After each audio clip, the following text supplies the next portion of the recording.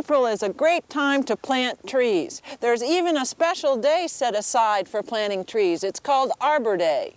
We can plant trees in our front lawns, along city streets. Sometimes civic groups even get together and plant trees in public parks.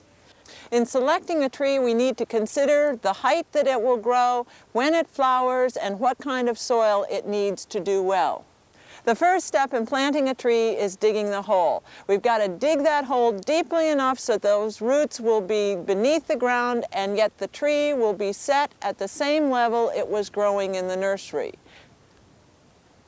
Then we put the tree down in the hole, making sure that we have the hole deep enough and none of the roots will be above ground.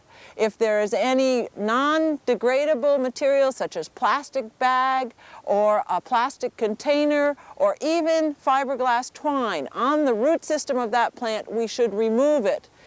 Next, you may want to tamp the soil to eliminate any air pockets. The final step is just to level the soil around the base of the tree and form a little ridge, and that will hold in water. Regular watering will really help your tree grow. Celebrate Arbor Day. Plant a tree.